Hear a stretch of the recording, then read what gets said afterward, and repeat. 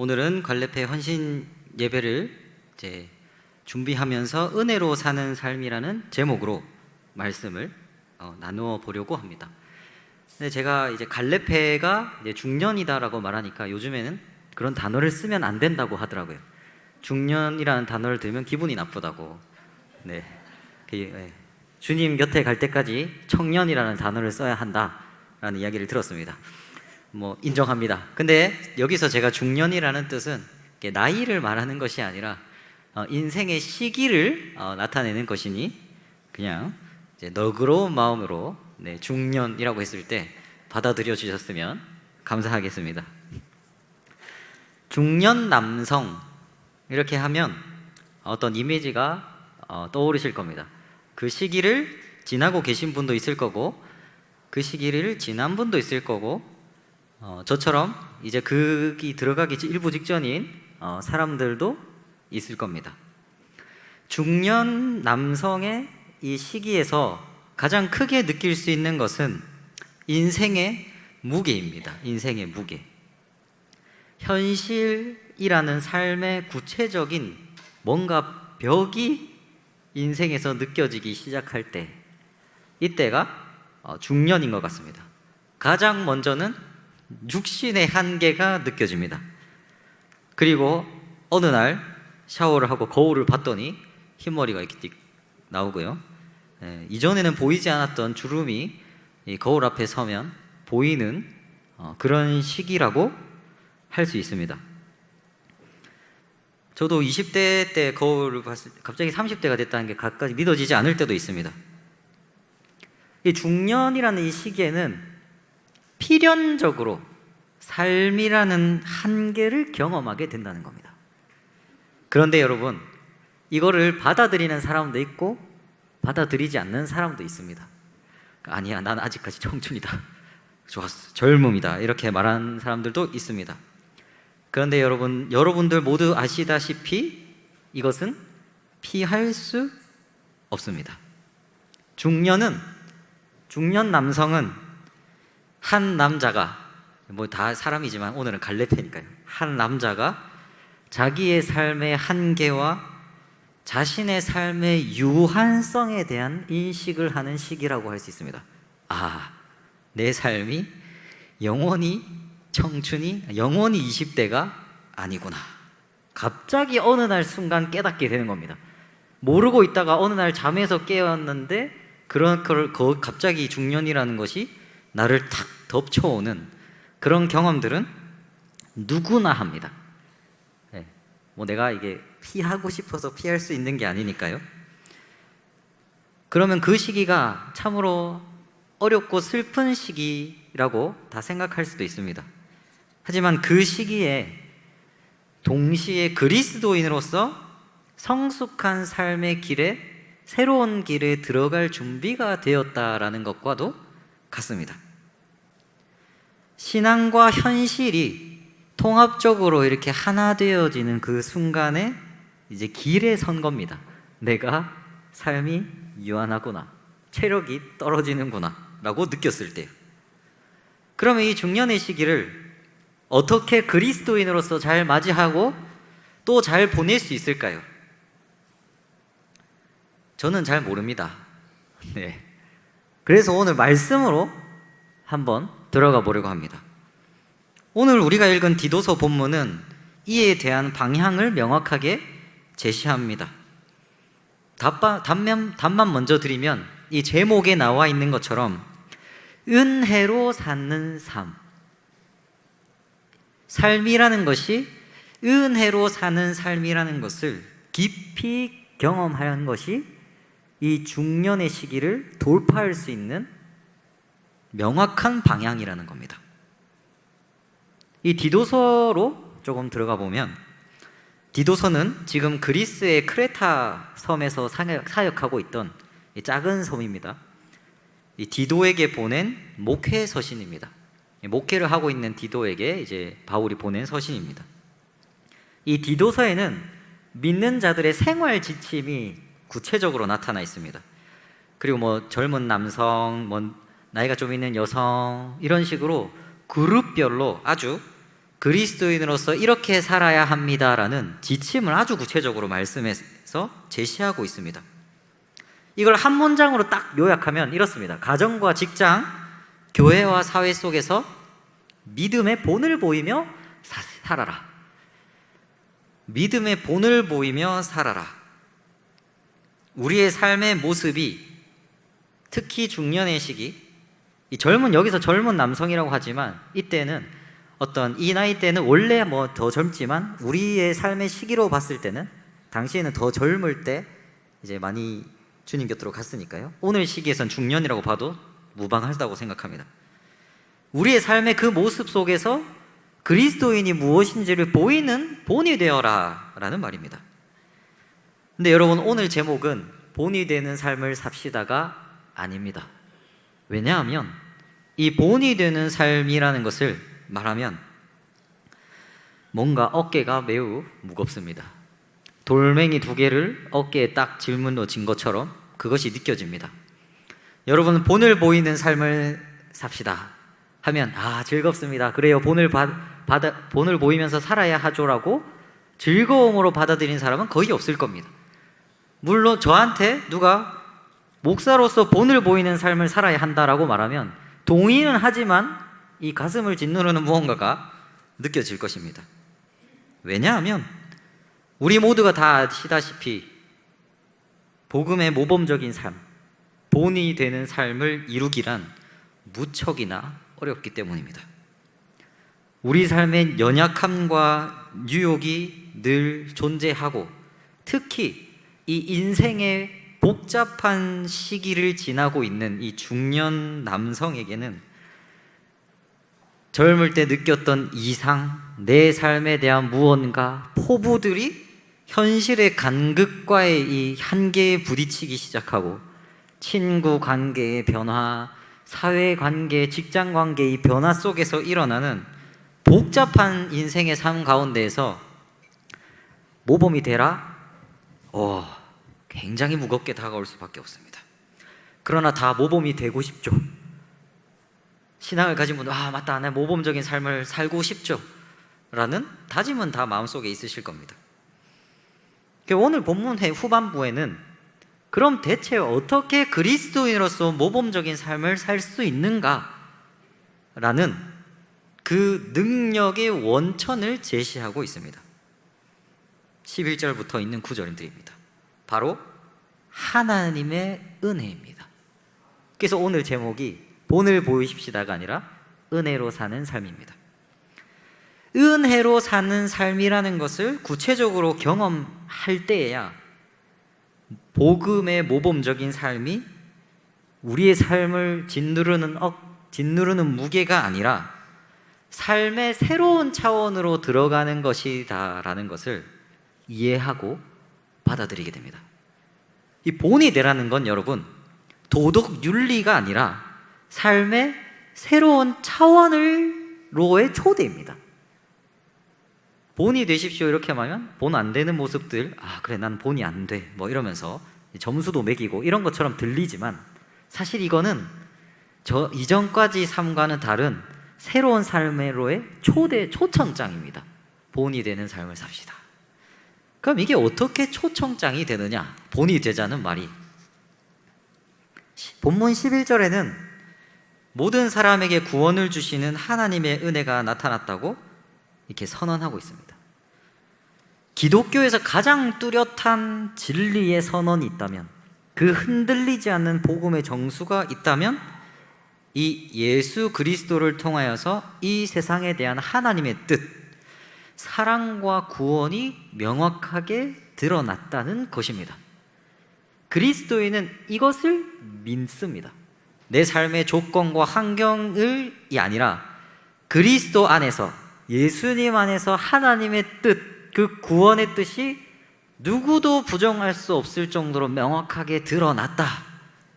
그것이 기독교의 진리의 선언이자 선포입니다.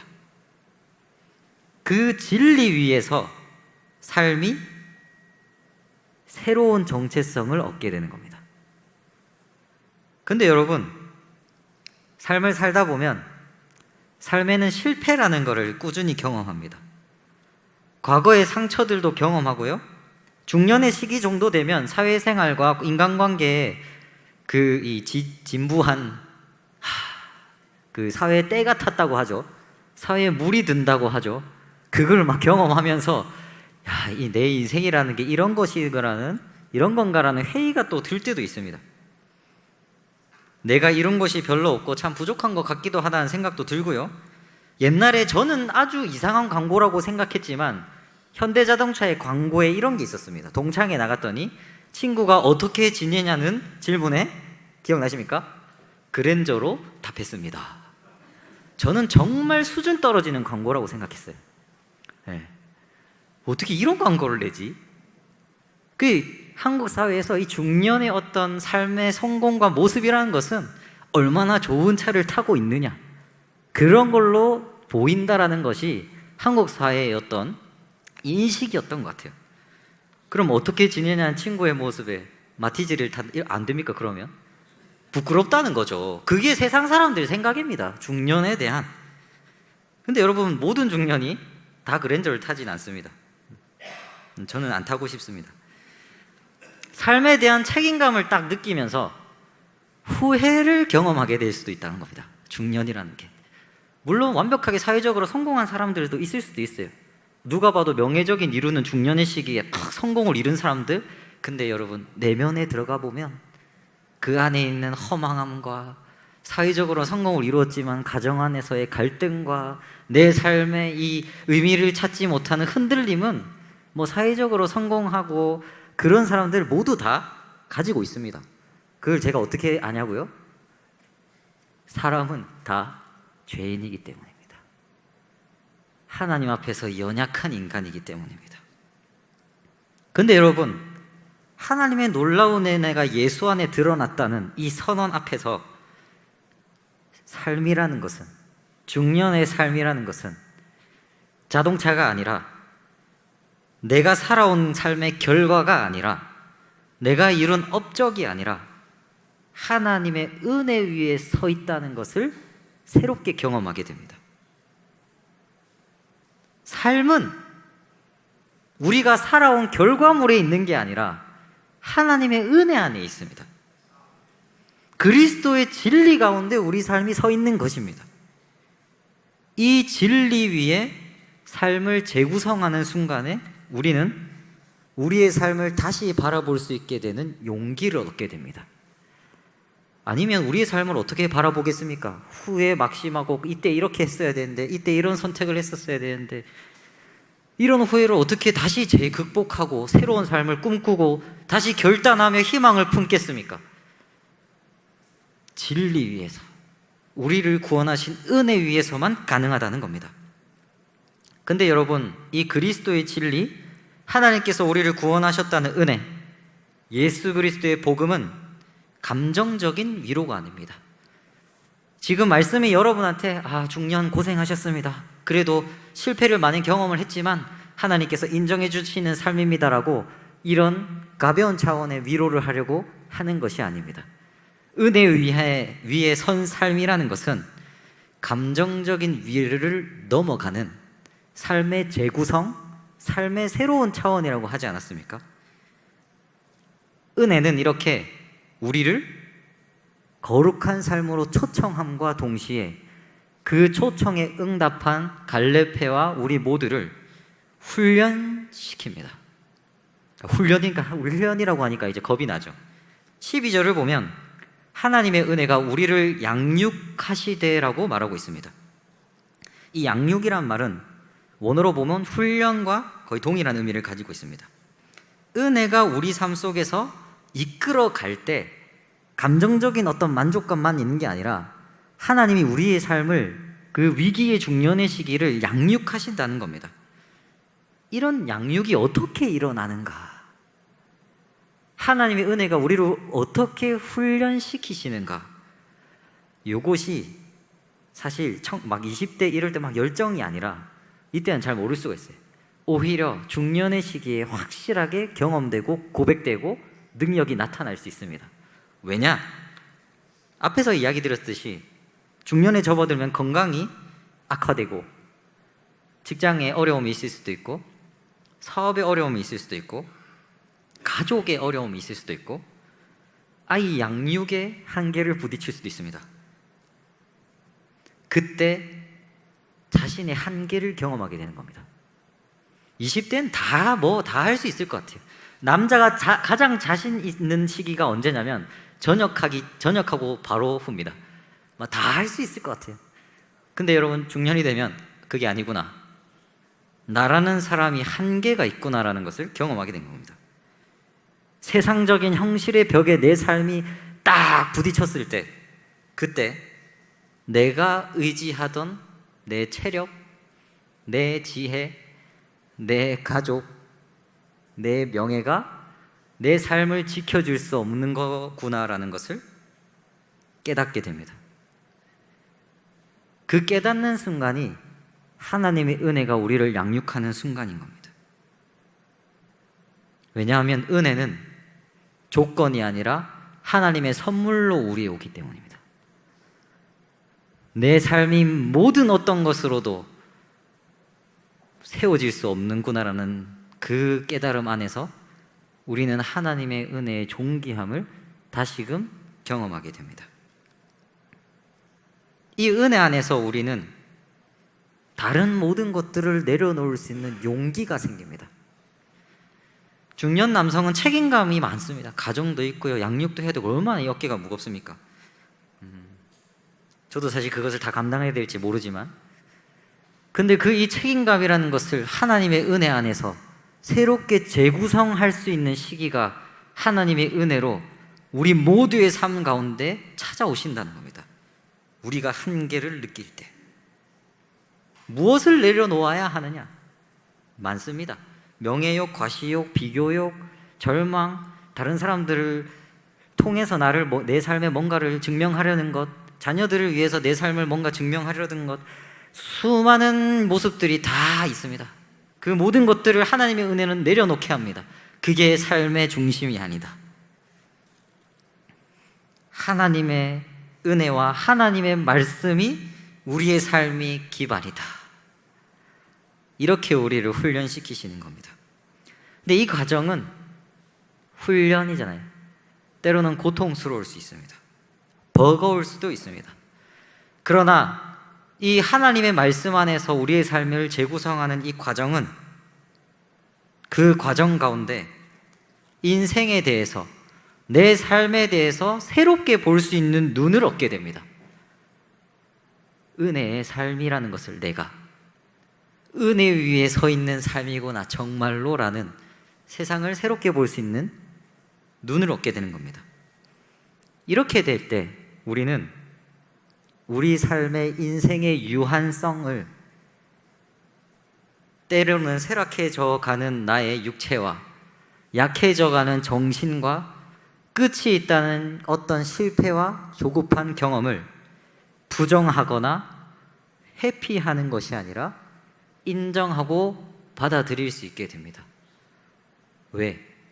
우리의 삶은 주님이 붙드셨으니까요. 아, 삶이란 정말로 은혜로 사는 삶이구나.